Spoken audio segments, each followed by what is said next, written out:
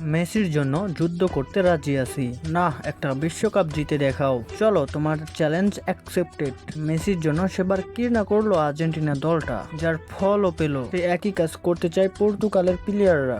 রোনালদোর জন্য ওরা জিততে চায় বিশ্বকাপটা। ক্রিস্টিয়ানো রোনালদোর এটাই সম্ভব, বসে এসে বিশ্বকাপ বোর্ড জোড়া তুলে রাখার আগে মেসি যেমন বিশ্বজয় করে নিয়েছেন, CR7 জন্য নিজেকে পূর্ণতা দেওয়ার বড় একটা সুযোগ এটাই। দলের পারফরমেন্সের গ্রাফটাও বলে পর্তুগাল মিলিয়ে দিতে পারে সব হিসেব নিকেশ। সাম্প্রতিক সময়ে গোল বন্যা আর জয়ের ধারা ধরিয়ে রেখেছে পর্তুগাল। গেল 10 ম্যাচে 7 জয়, হেরেছে কেবল 1 ম্যাচে 2টা ড্র। সাক্ষী দেয় এই দলটার বিপক্ষে জয় তুলে নেওয়া কতটা কঠিন। তরুণদের সংযুক্তি আর অভিজ্ঞদের দায়িত্ব নেওয়া পর্তুগাল বদলে গেছে আমলে। কনফিডেন্সে ভরপুর দলটা। ক্রিস্টিয়ানো শেষ বিশ্বকাপ শিরোপা জিতে শেষ করতে পারা হবে দারুণ একটা ব্যাপার। আমি খুব আশাবাদী আমরা এটা করতে পারবো। শুধু পর্তুগালের জন্য নয়, ফুটবল এবং বিশ্বের জন্য। ক্রিস্টিয়ানো যা করেছেন তার জন্য।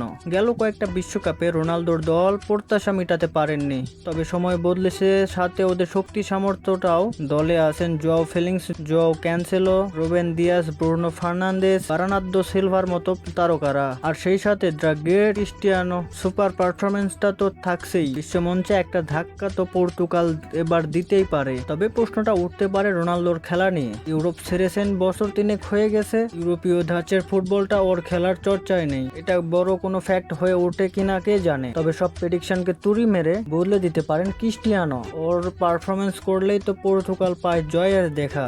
আর এই মন্ত্রটা নিয়ে পর্তুগাল বিশ্বকাপে করতে পারে ব্রাজিমাত।